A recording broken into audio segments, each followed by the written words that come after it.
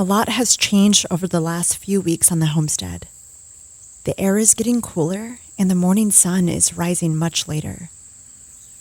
The plants have reached the end of their cycle, so I'm harvesting what's left and beginning to prepare the garden for winter. It's bittersweet seeing the garden change, going from vibrant growth to death and decay in a matter of weeks.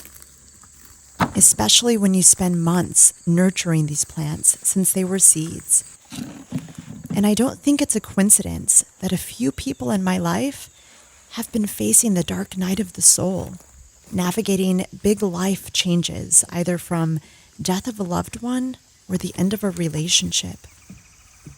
But as they say, and as it is in all of nature, every ending has a new beginning.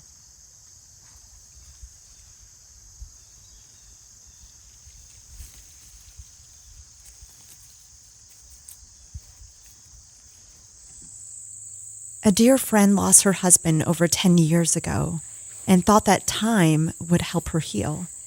And though it has on some level, she recently found herself back in a hard place, remembering what once was and facing the tough decisions of whether or not to sell the home they had shared for many years. It brought back so many memories and can be hard to let go. I suppose it may feel as though you're letting another piece of them go. And I know a couple others who are going through divorce or are just now coming out of the other side of it, still feeling the pain of what they lost. I remember when I was going through a tough breakup. I had built everything with my partner, a family, a home, and nearly 20 years later saw it all crashing down before my eyes.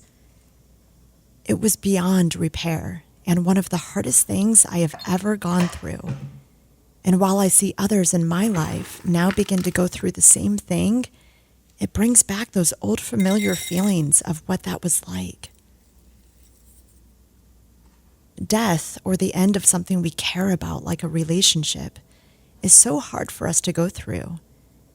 It digs deep into the underbelly of our soul and stirs up every dense emotion that we typically try to avoid feeling.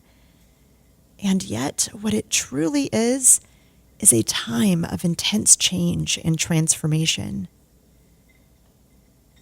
In many ancient cultures, they learned to face death for this very reason, to face the uncertainty, the loss, and heavy emotions that can plague us to our core, and to truly understand it, not run from it or try to avoid it, realizing that it's a necessary part of life. It's why some cultures traverse this journey through shamanic experiences as well, even today, to experience what it's like to die and come back, completely changed by the experience, almost as though they are reborn. In today's culture, we are so deeply affected by death and have a much harder time moving past it. The emotions and memories can haunt us and hold us back, creating stagnation in our lives and our ability to heal and grow. Nature is a great teacher of this, as Mother Earth goes through her cycle of death and rebirth year after year. Life moves in seasons or phases and is constantly changing. It's cyclical. In many ways, the people who come in and out of our lives may serve a purpose in our soul's evolution, but may not be for the long haul, and perhaps were never meant to be. And though that can be hard for us to see when we're in it, the death of that relationship never completely dies. It leaves an impression on our soul that stays with us forever. Everything is energy. So when one relationship ends, that energy transmutes and returns in a new form. This is why death is such an important part of the life cycle. It's the start of birthing something new, a catalyst for change and new creation. So whenever I see the leaves on the trees begin to change color and begin to fall to the ground, or the garden come to its end, I am reminded that everything in life eventually passes, but the soul lives forever. Much like in winter, when everything seems dead and lifeless, there is still an essence breathing deep within the earth, ready to take new form as soon as the conditions are right. When sun and water returns, two powerful healing energies that give life to all things. This is when life is reborn, when that energy becomes something new. Death is part of life and something that needs to be understood and honored. Knowing that the essence and energy of what once was will take new form and be birthed as something new. Not only on this earth, but within ourselves. So as I prepare the garden for the colder months ahead, I'm taking my time to take it all in, enjoy the change of season, and honor it for what it brings. I just want to briefly interrupt this video to share the new coffee that I'm excited to offer called Coffee of the Cosmos. What makes this coffee special is that it's super rare. There are around 25 million farmers producing 80% of the world's coffee, and only about a dozen of them are certified biodynamic coffee farms. And this coffee is one of them. The beans are grown organically on a small regenerative farm in Peru, where they plant and harvest by the cycles of the moon and stars, working in harmony with the rhythms of nature, just like our ancestors did many years ago. And what you get is a coffee that is high in antioxidants, B vitamins, and caffeine without acidity and that weird jittery feeling that I normally get when drinking other coffee. For many of these reasons, it's my favorite coffee, and you can try it for yourself on my website, thenakedgardener.us. I recently decided to turn one of my garden beds into a mushroom patch, which always amazes me how mushrooms can grow from that which is dead and decaying, such as the wood chips in my garden.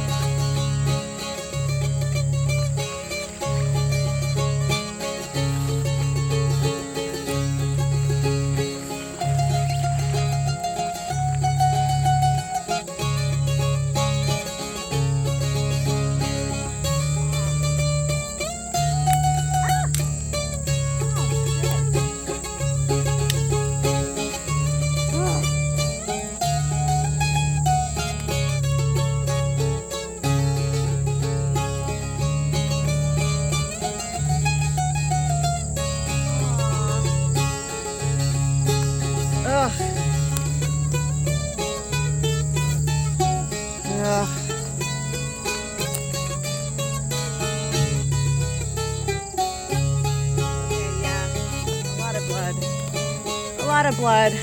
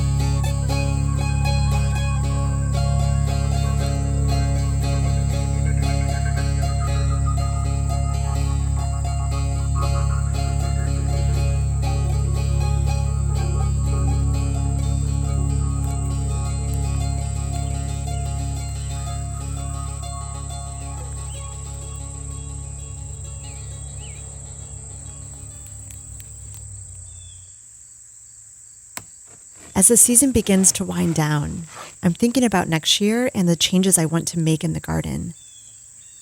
I added a new raised bed, which wasn't easy to put together, but I had a lot of success with the raised beds I added last year, so I wanted to add another.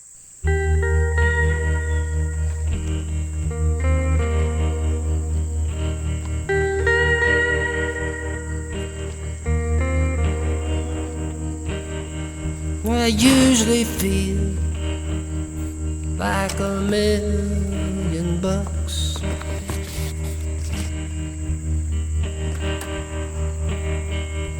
Life and value, I hold such luck.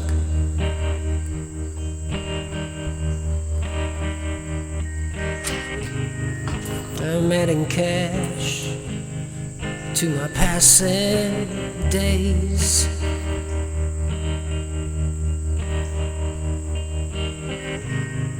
These golden years, they always pay.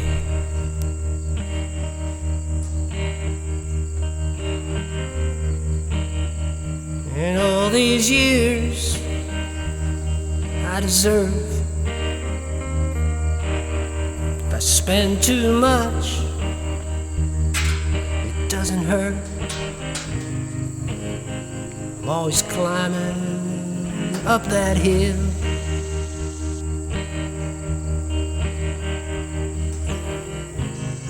Just living life, such a thrill.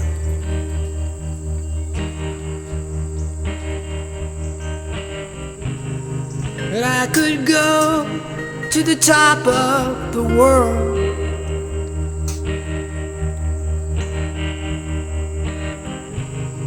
and I would find 1,000 pearls.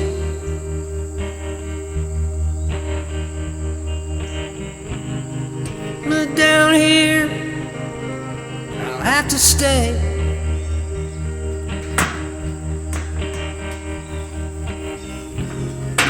I turned 50 cents today.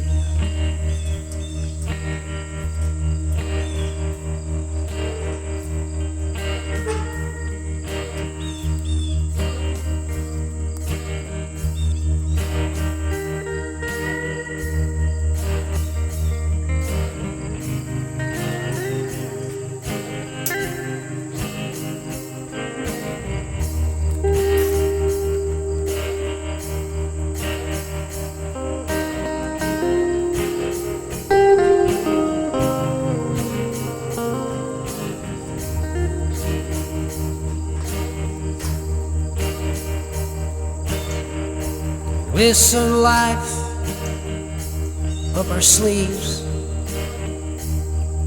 shared some roads, shot the breeze. took the words clean out of my mouth.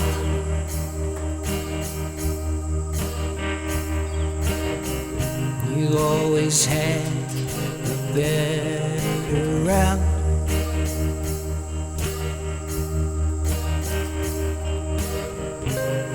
But you detoured and you took the wrong way.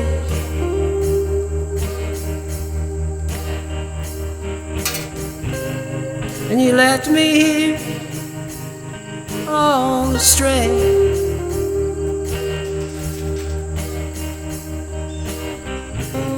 Hanging here with our final laugh.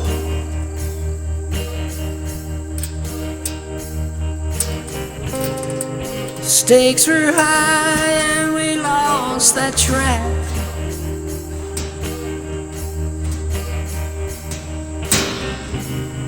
To feel this empty, that's one way to say.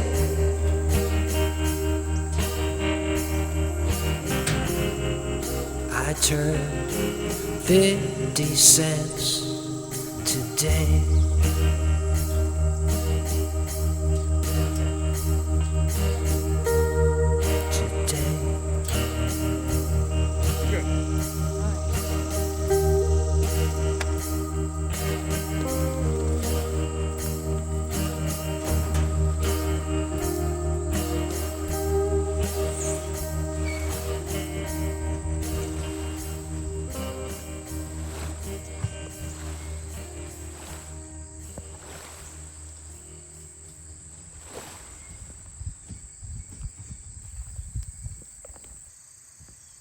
I'll be busy over the next couple weeks preparing the garden for winter, clearing out the old, and finding ways to preserve the food I harvested.